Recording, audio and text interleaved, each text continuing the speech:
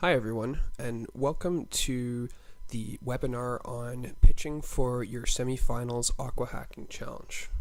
Thanks very much for joining me. My name's Jared Evans. I'm a mentor with the AquaHacking organization, and I'm excited to be able to give you a little bit of detail on how the pitching is going to take place, and also what judges are looking for to be able to give you the best chance at success.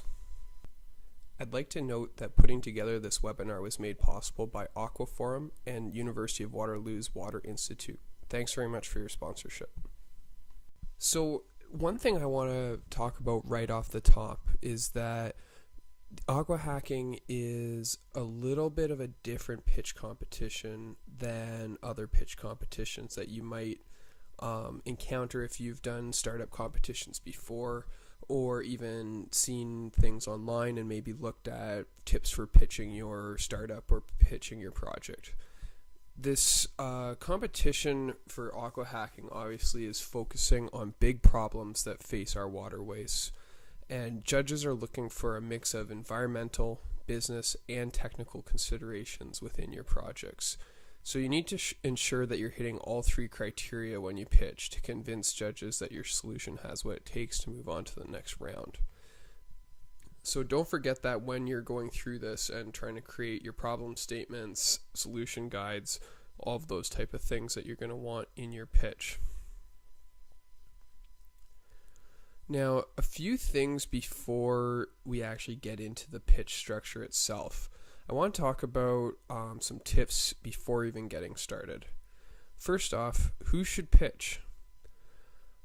To me, it's whoever on your team can convey passion about the project. If you were a business or a full-time startup, it would be the CEO's job to pitch. But being a CEO of a startup really doesn't mean anything. There isn't anything to be chief executive of yet. Startup co-founders, in my experience, usually select the person who either had the original idea for the startup or is the most passionate about the problem that is being solved to be the CEO. This is because when your startup starts, you start to get a little traction and you have to talk to customers, partners, investors, press, and you want the person who can sell the vision of the startup with the most conviction to be having those conversations. It helps if the person's a smooth talker, but by no means is that a requirement. If you've ever seen Elon Musk or Bill Gates make a presentation, at the very least, I think you can agree that they leave something to be desired in terms of their presentation skills. Lots of hmms and haws, pauses, and groping for words. But the way that Elon Musk lights up when he talks about sending people to Mars, or Bill Gates commanded the attention of everyone who listened when he talked about a computer on every desk back in the 1980s, really makes you pay attention. So when deciding among your team which one of you should do your pitch, don't just default to the person with the best presentation skills or whoever seems like the natural presenter. Think about who can convey passion and vision for the project. Secondly, this is a frequently asked question that I get when I'm mentoring is, how much should I practice for my pitch? Short answer, as much as you can. At other startup competitions I've been a part of, myself or others that I have have practiced their pitch maybe 30 to 60 times in front of other people before the real thing in front of judges. The amount of times that they do that is dwarfed in comparison to the amount of times they do it in front of a mirror, in the shower, or to a blank wall, your cat or dog, to get it down and memorized ahead of time. Really, the most important thing is to do it in front of people, though, before you do it in front of the judges. A live crowd makes all the difference when you're getting really comfortable with your pitch. Do it in front of your teammates, but also do it in front of pretty much anybody else who will listen. You'll get different points of view, learn how to deal with distractions, and grow your confidence as people give you feedback from different points of view and understandings of what you're trying to do. Next, visuals. Often people ask me, what should be on my slide? What should I show? My feeling is that your pitch deck your pitch should be able to be completed without a slide deck whatsoever. Slides should either provide additional context to the point that you're making or reinforce data and statistics that you're presenting verbally as evidence in your pitch. So don't rely on any visuals to make your points. There's two reasons for that. First is that you are the focus of the presentation, not the screen. So you want people focused on you and not having to decide where they should look between yourself and some flashy graphics or motion up on the screen. At the same time, you don't want to stray too far the other way. Your slide deck really is not your speaking notes. It's great to start off creating your presentation with bullet points of exactly what you want to say, but you need to either evolve it to the point where your slides are either highlighting what you're saying or providing evidence in a manner that you could not describe just using your voice and your body language. So for me, a good rule of thumb is less text, more diagrams, and less diagrams, more pictures. Fourth on tips before we actually get started into the content of the pitch is body language, stage presence, eye contact. My experience is that you want to have very open body language. You want to not be crossing your arms or hunching your shoulders. You want to be facing up, shoulders back, looking out into the audience.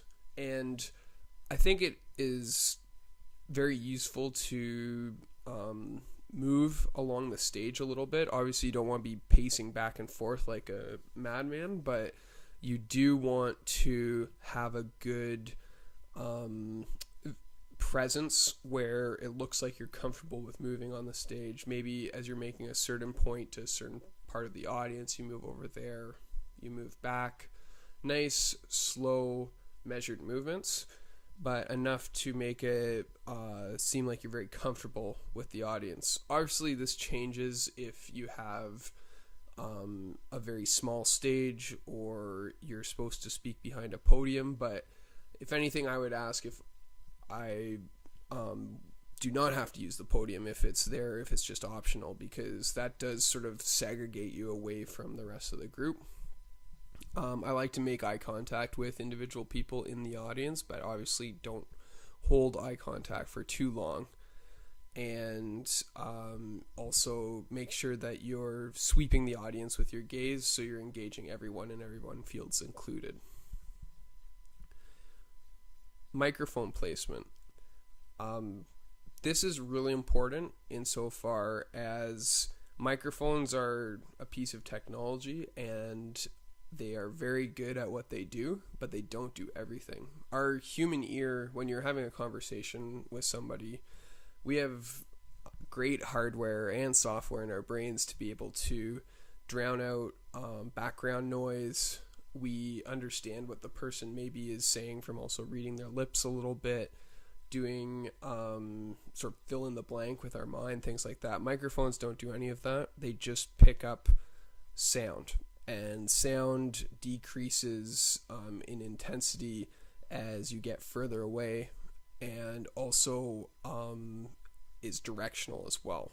So the most important thing really is to have consistent microphone placement throughout the time that you're speaking, because the audio technician who is going to be running the sound system will tune the microphone to the volume that you need to be heard at in the audience wherever you're holding it sort of when you start.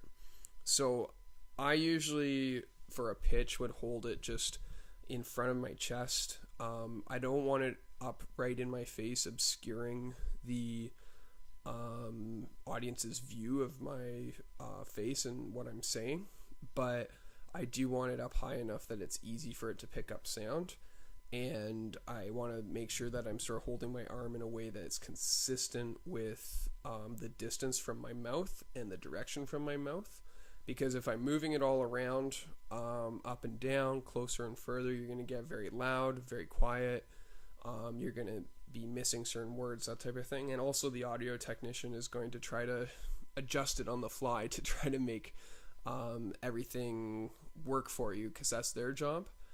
But that can often have a sort of negative feedback loop too, because if you're moving it around too much, they can't keep up, and then they'll have it turned down or turned up when you do your next move. So just try to keep that microphone very still in front of your face and not move around too much, and that should really give you a better sound and also more consistent sound throughout the presentation. My last tip before we actually get into getting started is be enthusiastic. This really matters more than anything else with your presentation.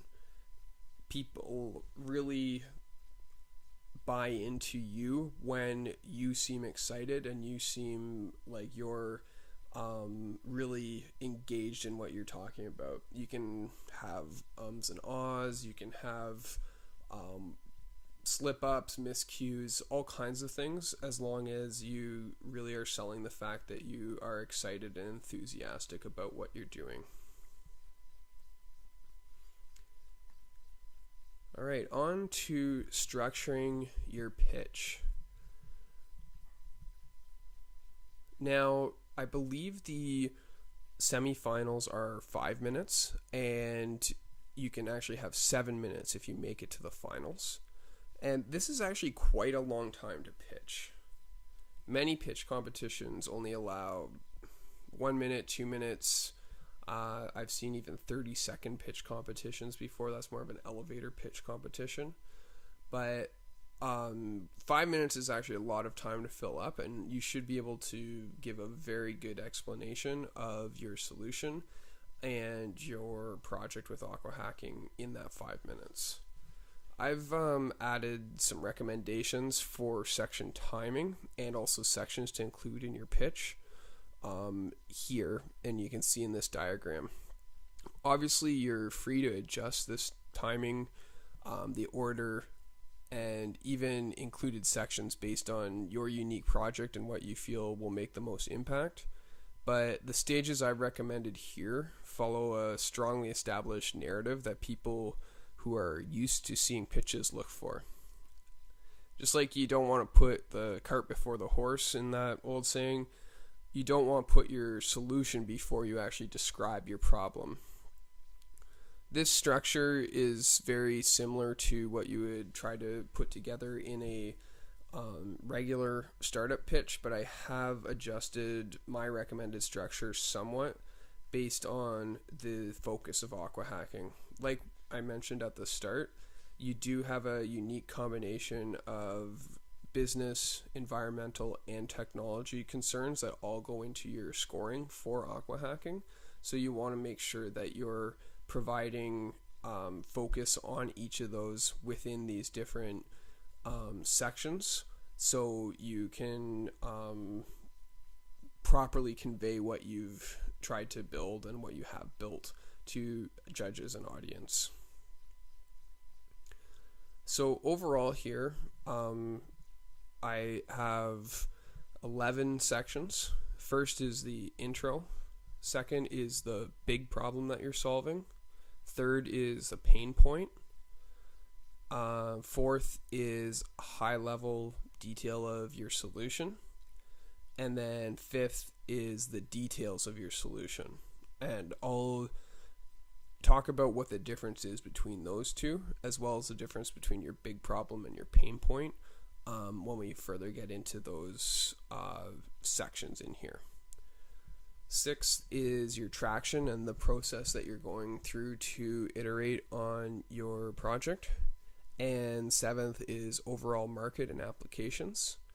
And then your secret to success, your team, and your current execution strategy, as well as to close everything off, the call to action or summary. So first, let's talk about the intro. Probably everybody listening to this at some point has watched a stand-up comic.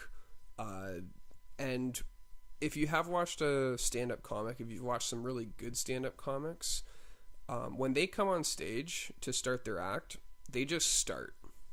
They don't have any cute setup or any, hey, is everybody ready? I'm going to get started. No elaborate hook to get people's attention. They start just saying their first joke and jumping right into it. I'm a firm believer that you should do this too. Just start. This displays confidence and focus. You should quickly introduce yourself and your team to get into the rest of the presentation. But as far as I understand, the timer starts as soon as you're handed the microphone, so don't waste more than 10 seconds getting this out of the way. You also don't need a separate slide for your intro. This can just be your title slide of whatever your project name is or however you're starting the presentation. As quickly as possible, I would get into your big problem. And I would spend about 20 seconds on your big problem and your problem statement. AquaHacking usually has different suggested problems that different teams are trying to solve. And so everyone is fairly familiar with the issues that you're trying to solve with your projects. So I would just make sure that you give an appropriate high-level explanation of the problem for judges in the audience to set focus, and also discuss any unique angle that you're approaching from in case there's a little bit different way that you're attacking the problem than somebody else would. On your slide, I would just focus, make it very clean, have a really good picture of what the actual problem is, some sort of visual representation of that, and also the problem statement. It's very important to focus your problem statement properly. One of the biggest problems I see with pitches is that people often assume that everybody already understands their problem, or everybody, it's such an obvious problem that they don't really need to explain it and they just jump into their solution right away. If you don't frame the problem properly, you're not going to have everybody follow that sort of narrative and context of what you're actually trying to solve and why you're trying to solve it. And that's really important, because you can see with the AquaHacking marketing team on Twitter really knows how powerful problem statements are. And when you're inspiring people to sign up to spend their time, skills, and creativity on AquaHacking, what are you going to lead with? Problem statements, really. Great problem statements that hit home for people and make sure that they really feel the pain of why they should be working on a problem, or why they should invest in you to work on this problem. After this, it's my recommendation to go into detail on your pain point. Honestly, I think this is probably the most important part of your pitch, and that's why I'm allocating a full 45 seconds to it. That's almost I think it's a sixth of the time that you have with your pitch, and I think it's that important that you should be spending almost a full minute on outlining your pain point. I read a really great book this year called Start With Why by Simon Sinek. Its core message is that for any endeavor, you want to first convince people of why you are doing something before moving on to the how and what of what you're actually going to do.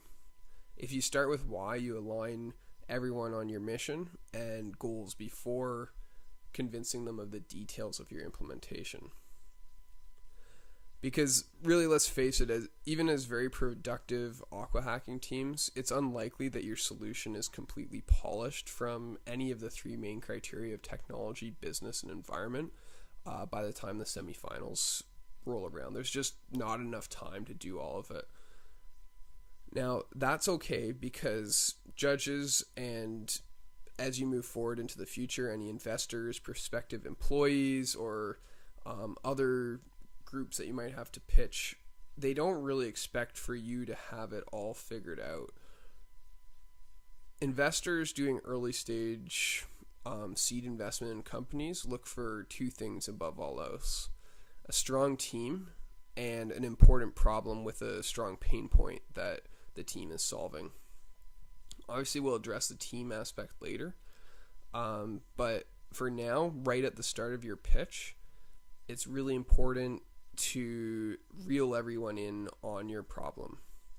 I would also recommend, if you make it onto the finals, spend maybe up to a full minute on your pain point, because you really want to make the judges feel the pain of the person, group, or thing that you're helping.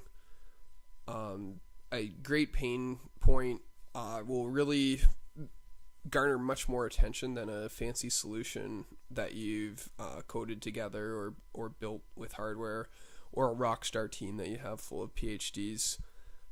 Great problem gets people off the bench and willing to help you, really is the bottom line of it. Creates an emotional reaction that really can't be ignored when you're listening to it in the audience. So take the time to really think through the problem you're trying to solve and figure out how to present it in the best manner possible.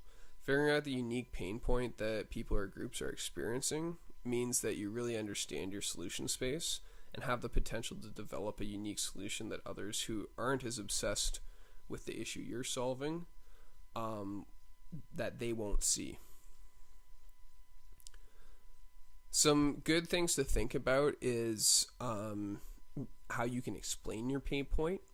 Is think about how your current people in the world are getting by without your solution right now. It's always a good baseline question to ask. If there's actually a real problem and pain to solve, people will be working around it somehow, probably without technology. I also think it's really good to use statistics to show why your problem is a big deal. You could, for example, 30% of people who swim in Lake Erie will encounter an algae bloom. That's over 300,000 people a year who might get terrible itchy rashes and never want to come to Lake Erie again.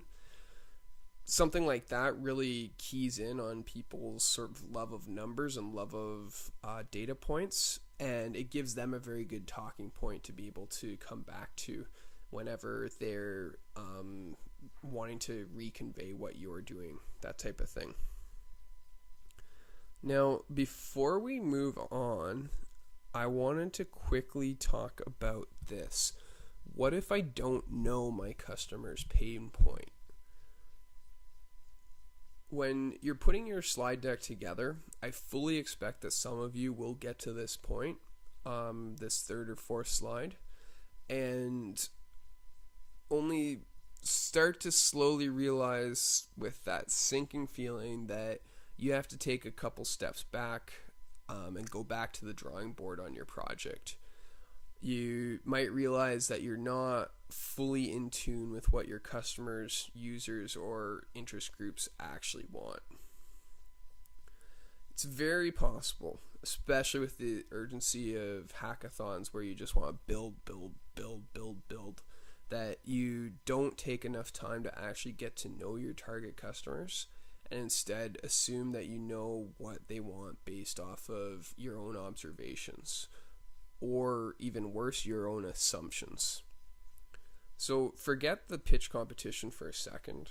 If you were building what you're building as a business and you start scaling your project into a full-blown company or nonprofit organization, you can see where this would be very dangerous if you're doing that without really understanding the pain point. It's really easy, actually, or I shouldn't say easy, but it's very possible to get some initial traction with customers based off of a false premise. Maybe you're just really good at sales, or you found such an underserved market or big problem that you're solving a customer's pain point even if your solution isn't directly addressing it. There's this old startup joke that even a brick can be mistaken for an extinguisher if you have if your head's on fire. If your startup is providing bricks, but you're providing it with the marketing that it puts out people's fires on their heads, you might even do good business for a while if there's no other solutions in the market. And people will thank you after whacking themselves on the head with the brick every time they have that problem. But watch out, because somebody else who understands your customers' needs more closely than you can come into the market and disrupt you very easily.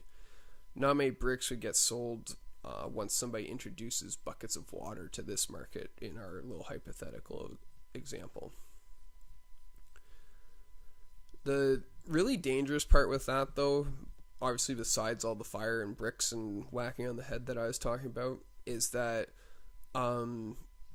this false knowledge of the customer, like I'm talking about, starts to become part of your team's founding myth or ethos, and it starts to get questioned less and less as you have your initial traction and success. You could very easily end up sending your team down a path that's costly to get back out of if you don't figure out your main pain point now. The supposed reason that you're successful with your customers can get too baked into your company's culture and your founding vision to easily let go once you have to change course. So the best thing you can do really is get this figured out now and re-examine this pain point and your assumptions often as you interact more with customers. As a side note, this is also why traction, which is going to be discussed later in the presentation as a point you should be talking about in your slide deck, is so important to judges and people evaluating startups. I would much rather personally invest in a company that hasn't written a single line of code. I would much rather invest in that company if they have a deep understanding of their market from personal experience than, say, a company with a fully working prototype that they're just about to start showing to customers. If you want to take a step back and figure out your pain point in more detail, there's a few really good tools that can help you. I've listed a couple here. There's obviously no perfect way to do this, but there is lots of methodologies that people have started to work with to make this sort of customer discovery easier. Design thinking is one. If you Google this, you'll find a ton of resources. It's a well-accepted customer discovery tool that's used by a lot of the top consulting firms. I won't go into it too much, like I said, but it focuses around iterative ideation with customers in the loop. If you want to put yourself in the customer's shoes and really think about what they do on a day-to-day basis, this works really well to help hone in on solutions that can make this easier. Another one that I personally really like is something that I deem anyway, heaven and hell questions. There's a lot of different ways to describe this, but it's more focused for around times when you maybe have a short time with a potential customer. Say, for example, you get a half-hour meeting with somebody, or you're talking to somebody on the street who might be able to use or at the beach or at the local fishing spot that might be able to use your solution. And what you really want to do is try to evoke emotional responses that will get them talking and providing unique insight. For example, I can't tell you the amount of times I've seen where somebody asks a potential customer, "What do you think of our new feature?" And really, what can the customer say to that? Usually their answer is along the lines of, "Oh, it's pretty good," or "It's definitely helpful to us," something vaguely positive and non-committal. Like, if you think back yourself, it's hard to give constructive feedback to a complete stranger. You don't want to overstep your bounds. You don't want to make them feel bad. You know how much work they've put in, that type of thing. So it's human nature really to get a little hand wavy at times with this. That's why it's up to you as a startup founder to trigger a stronger response and make it known that it's okay to share very concrete feedback with you. So I like to ask questions in that sort of heaven or hell motif, really positive, really negative, and that gets people talking about it. So you can ask questions like, what do you love about this solution? Or what do you hate about this solution? That's a really interesting one. People can tell you that they think your software or your product is great, and it's nothing needs to change. They really like it, and then you ask them what they hate about it. They'll pause for a second, and then just unleash a deluge of issues, from slow loading to I have to click this too many times to this doesn't make sense. All the things that they work around and they're used to working around that really impacts their experience with it, though. You can also ask that about competitors as well. What do you hate about the current solution that you have for this? Or also ask questions like, what is scaring you in the industry or the market or this area right now? And finally, a really good one to ask is, what does a big win for your team look like? Or maybe not your team, but for your organization, your company, your nonprofit, that type of thing. So I find that those type of questions will often get you surprisingly thoughtful and detailed answers that help you hone in on different people's pain points. Lastly, I would say, and this can really be the most important, if you think that you have a good solution, you know your customers well, and you've gotten candid feedback from them that is positive, ask for money. Nothing really lets you know if you're onto something like asking for money does. This will tell you very quickly if you found a true pain point that is worth solving or not. If you have to figure out the best way to ask and how to position yourself in terms of pricing, revenue models, etc., that's a whole different ball game to make that all attractive enough to close the deal. But just that simple act of asking, would you pay for this, will really truly show you whether you have traction with the pain point you've identified or not. So hopefully that gets you closer to understanding a true pain point and being able to convey that in that 45 seconds that I recommended for your presentation. What that'll allow you to transition into is your solution. And I'd recommend doing a high-level explanation of your solution before going into the details.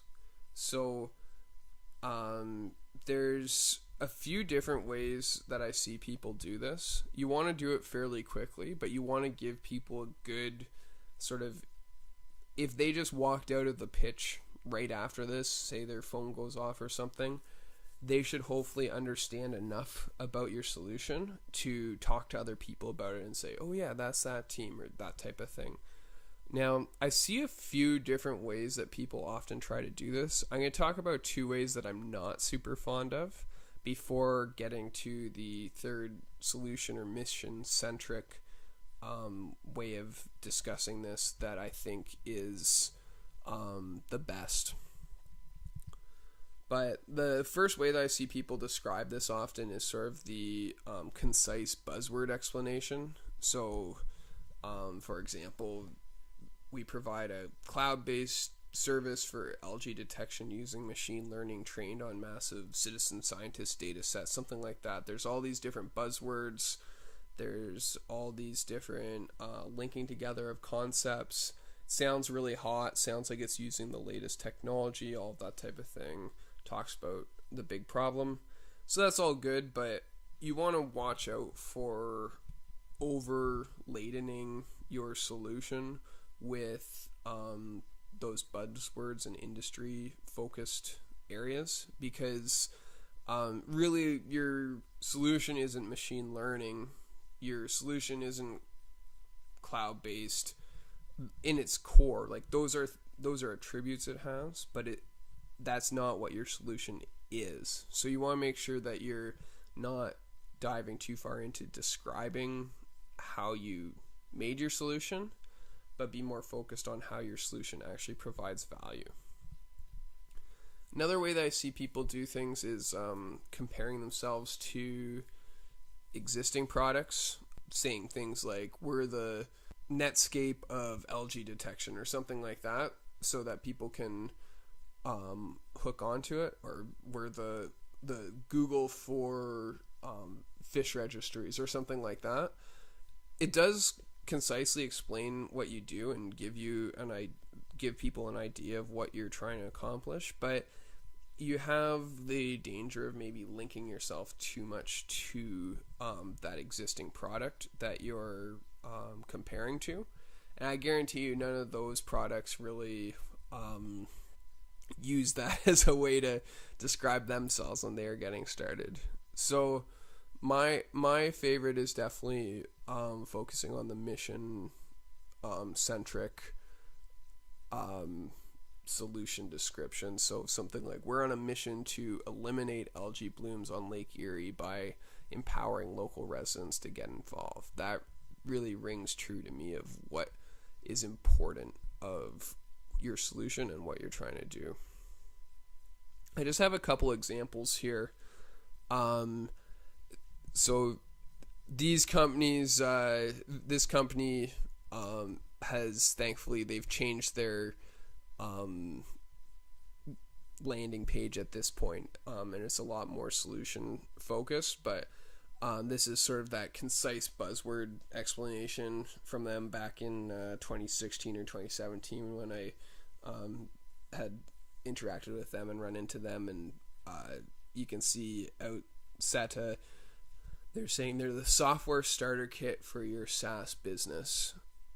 Now that sounds very good, but it has a lot of buzzwords in it, like SaaS, software starter kit, that type of thing. You have to have some industry knowledge to know that they're talking about software as a service. You have to understand the pain point that is involved with building a SaaS business, and you have to understand why you would maybe want a software starter kit to do so. So despite all the buzzwords sort of making it exciting and seeming like it's really in the industry, it is difficult for people to actually understand the solution from that.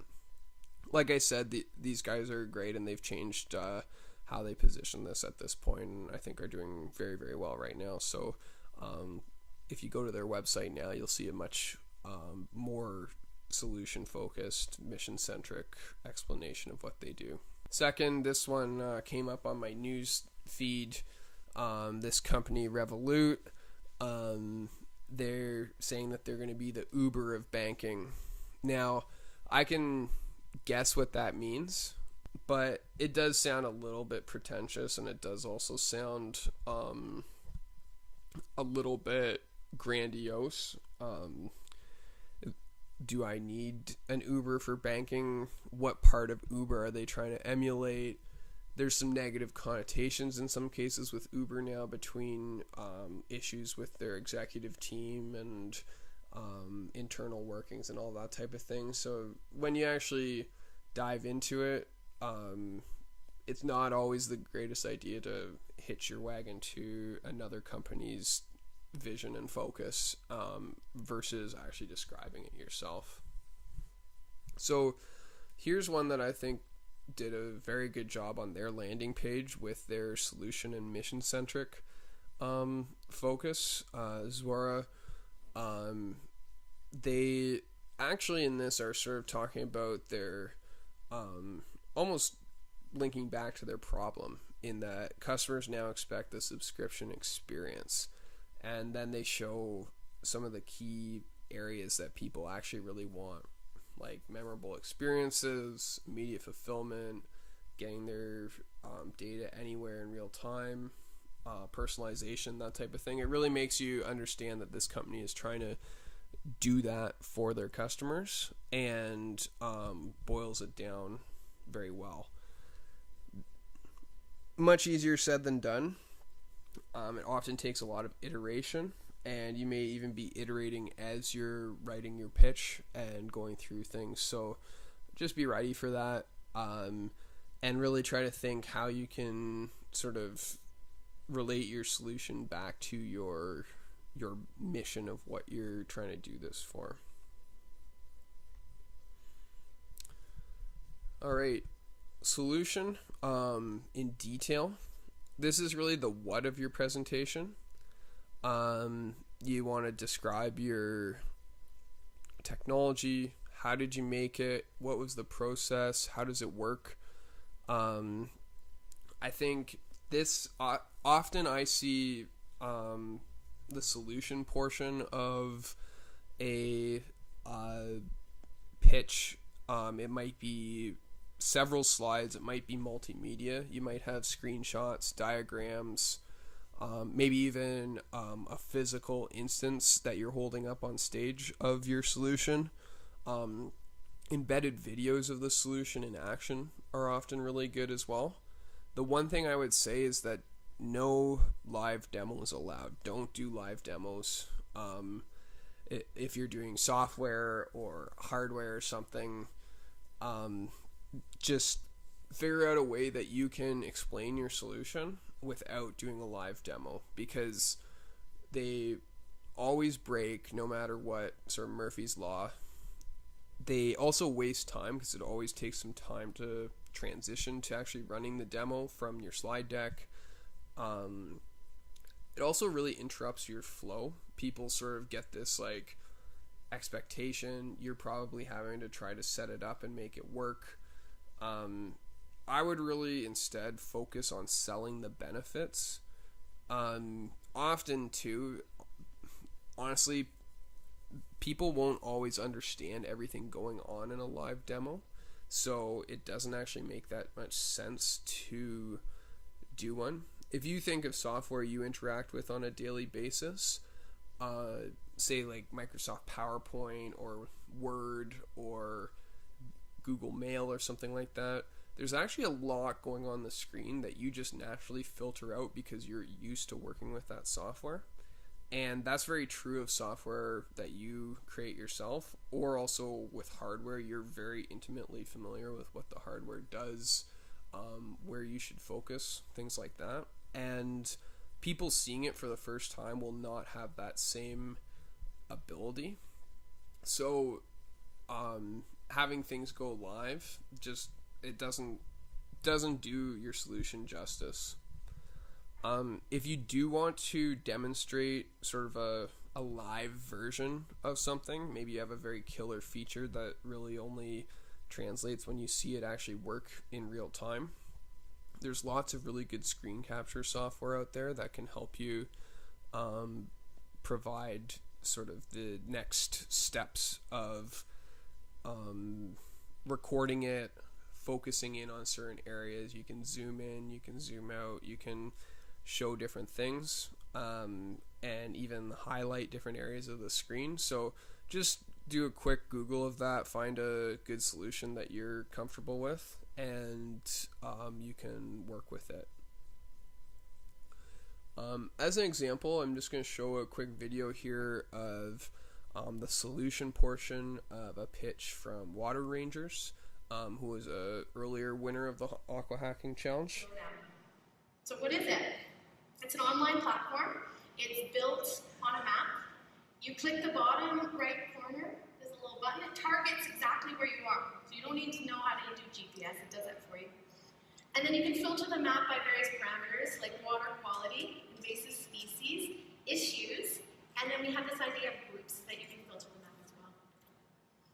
Now we've gone out with school groups, and actually this Tuesday I trained 60 kids in water quality monitoring, and they loved it. And here's one of the reports that they came up with, and this is that one instance on the Ottawa River. And what we do is we take all those observations and we combine them into these simple reports that everyone can understand. And if you're not quite sure what something is, there's these little question marks everywhere that gives you more information. But we curate it, we make sure it's not too complicated. So this is Sheila. She's an Ottawa River keeper, and she cares a lot about Russo Delegatori and it's a stream that goes around the island of Hull and Gatineau. And she's been taking E. coli tests there for the last couple years. But she had no way to sort of publicize this, and she didn't feel empowered to do that. And so we put this on our platform, and then I showed it to one of the city councillors, and he said, yes, this is great. At a glance, you can see 21,000 for E. coli readings is way above 200, which is the safe level for boating, and the safe level for swimming is 100. So 21,000 is pretty awful. So we're giving these tools to citizens to do the stuff that they're already passionate about. They do a very good job of really explaining what they do in their detailed section, but also relating it back to how it's helping in a community. All right, traction and your discovery process. Now, this is an important, very important thing to discuss, because up till now, pretty much, there's really no proof of anything. You can put together a good slide deck discussing a problem, your solution, you can say it's the best ever, all of that. Until you actually get some traction and some outside validation, it doesn't really mean that much. So you should take the time here to sort of reiterate and potentially describe how you discovered the problem you solved. So times you were out in the field, when you talked to customers or users, what their feedback was to you, all of that type of thing. And then also describe how you came up with your initial solution and then iterated on it.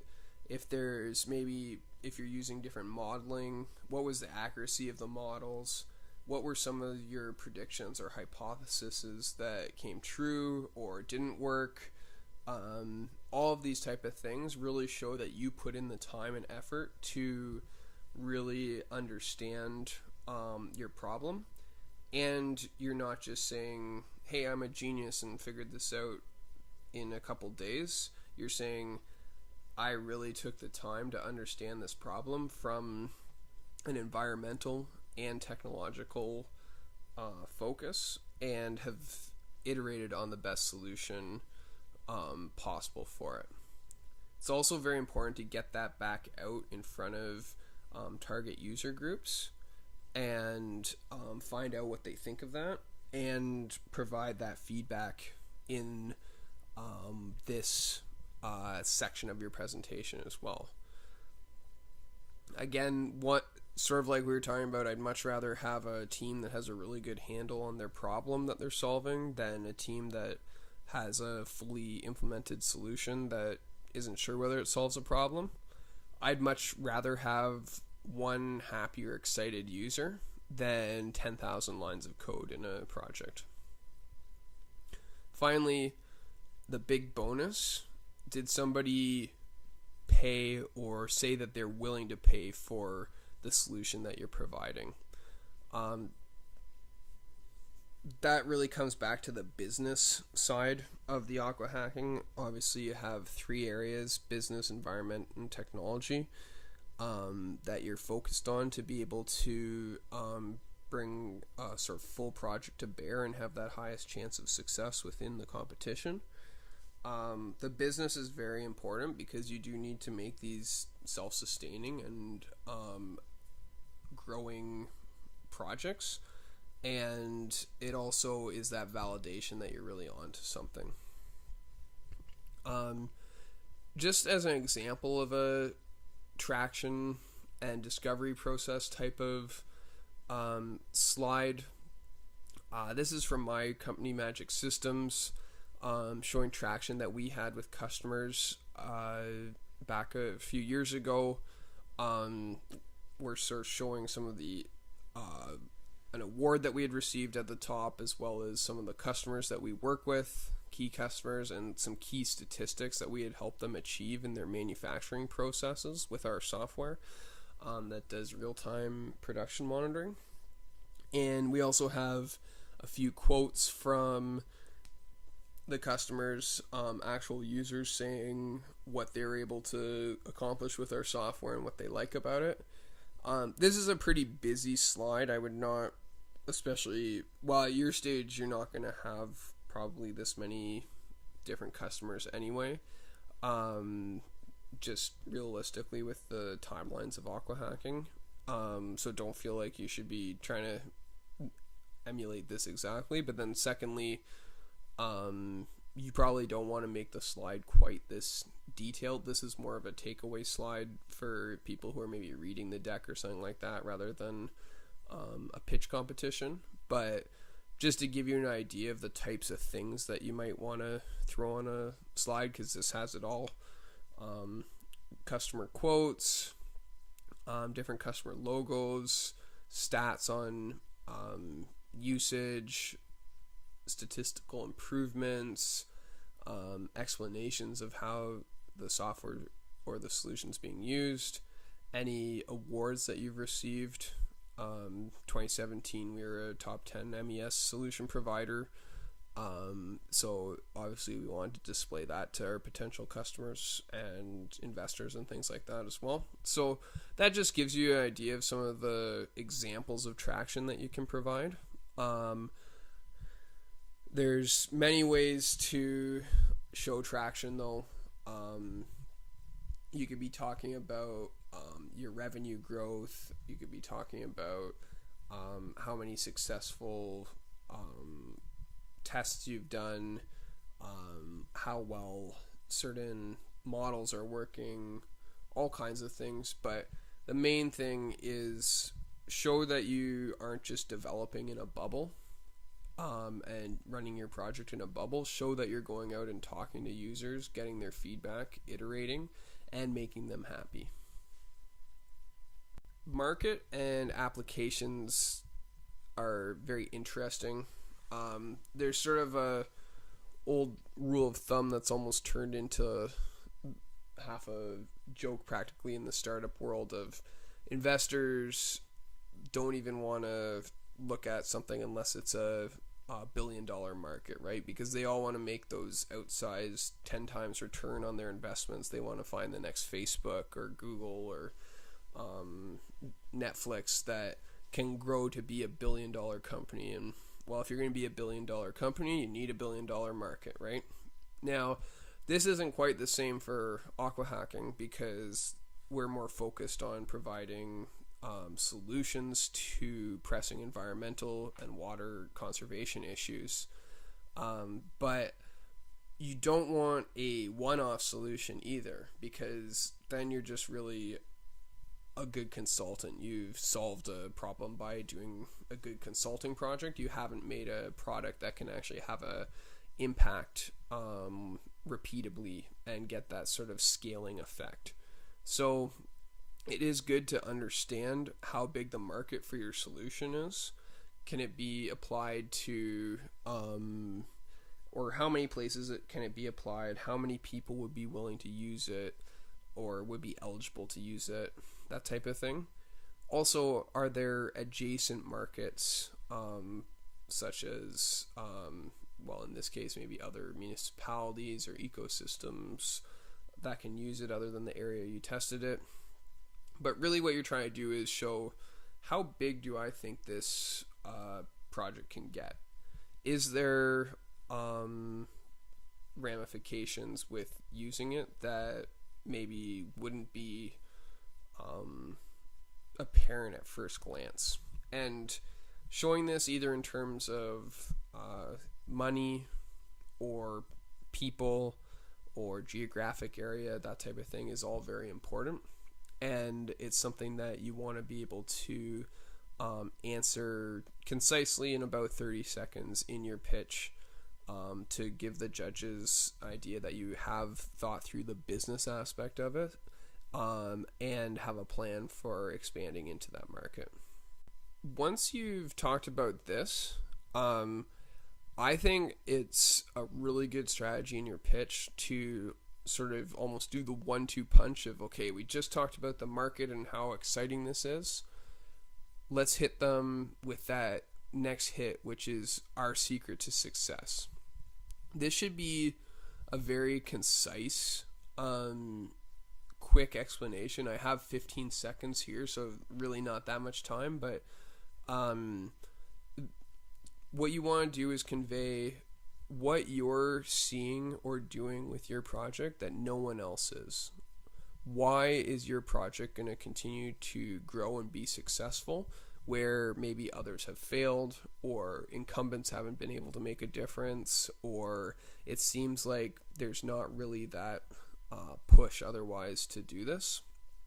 And I think it's also important, if you can, to put in a time component. Why is now the time to be developing a given solution? That could be internal or external. Internal would be, we have all the knowledge and the right team assembled to be able to solve this problem. Maybe external would be something like, we only have a short window before this environmental problem becomes too dire to solve through this means, so we're going to be saving a ton of money if we do it our way now. That type of thing. But you really want to drive home this. Sometimes people call this a little bit in the startup world your moat, sort of like a moat around a castle. What stops other people from coming in and doing the exact same thing that you're doing? After this, I would spend a good 25 seconds, I'm saying. Really what I'm saying is you definitely want to spend some individual time on your team members, but you don't want to have that take over your presentation either. So 25 seconds adds up within the 5 minutes. You want to introduce who the people on your team are. What roles do they fill? What experience do they have that will make you successful? I really like having pictures of each team member on the slide. And also, I would say, as a bonus, include any high-profile advisors that your team has. But definitely make sure to get your advisors' permission before putting them within your pitch. You don't want to have somebody who has, say, they're a conflict of interest or just doesn't understand that you're using them to potentially show traction and show social credit, that type of thing. Having that show up in your pitch without discussing them or that with them first. It is important, I think, to sort of delineate the roles within your team. People want to know that you have the team together that's going to be able to deliver on your solution. So if you're making something with hardware, you should definitely have somebody who can do hardware design on your team. Or if you're doing a solution that has a artificial intelligence or machine learning component, you definitely want somebody on your team that has those type of credentials. I have an example here of, back then they were called Sim Labs. Now they're Blue Line Labs, and they're the winner of AquaHacking a year ago, I believe. And I helped them out a little bit with putting together some of their pitch. And I thought they did a very good, very simple, very good job of putting their team slide together. I can understand here they're well credentialed.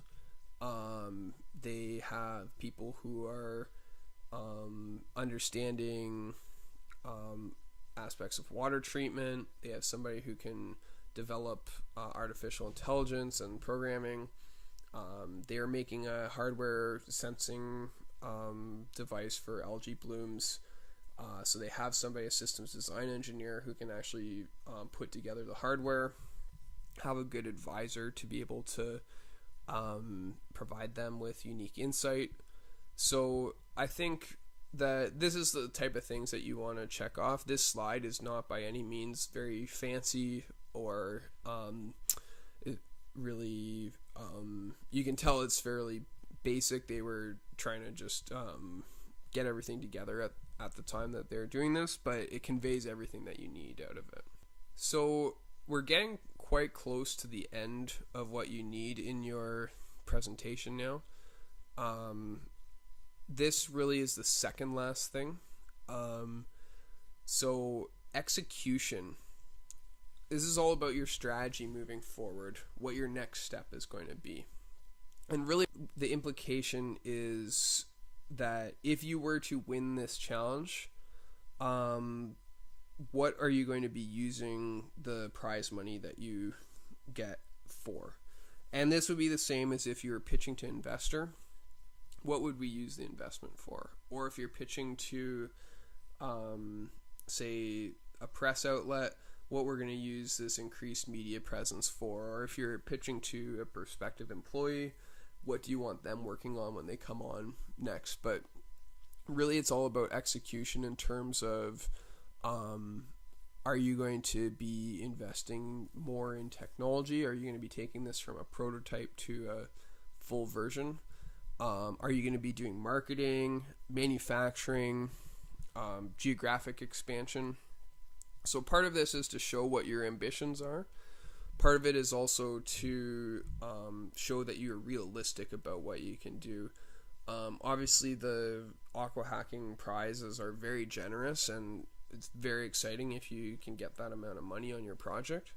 At the same time, an AquaHacking prize is not going to get you from early prototype to full production manufacturing of a mass market product. It can maybe get you to the next iteration of your design, or it can maybe get you scaled out with a full ready to manufacture design, or it can get you to the next iteration of your technology. So that type of thing, it's important to, because that shows that you have some good business acumen and you understand what you're going to be doing next, and you have a plan moving forward. And it also makes people say, okay, these people deserve the money that we are planning on giving them, and they're going to put it to good use, because that's really what any investor or organization wants, is to make sure that the money that they provide to different projects is going to good use. Finally, right at the end, and really you just want to use whatever remaining time you have with this, is a call to action or summary. So you just want to bring home your pitch with a solid close that will make the judges remember you. Maybe that's a catchy slogan, or maybe that's a call to action of help us achieve our goal. Whatever it is, just make sure that you can wrap it up quick and it ends on a positive note. So that's really, to me, what I think you need in this pitch to be successful. Remember, with AquaHacking, it's very important to have a focus on the trifecta: business, environment, and technology, and to show movement and traction and thinking on all three of those areas. And it's important to build that narrative through your pitch of problem, pain point, how you solve that pain point, what customers' reactions were to you solving that, and what you're going to be doing moving forward. Like I said off the top, my name is Jared Evans. I'm a co-founder of Magic Systems. We're a company that makes production monitoring software for factories. We're based in Kitchener, Ontario. If you want to get in contact with me, feel free to email my personal email or reach out on LinkedIn. I'm fairly responsive on both of those. I'm very excited about AquaHacking. This is the second year that I've been involved as a mentor, and definitely happy to help companies who are trying to either perfect their pitches and that type of thing, or once you move through this, if you're looking for more business advice and areas that you're trying to grow with, please feel free to reach out to me as well. Thanks very much for listening to my presentation, and all the best, and best of luck with your pitches.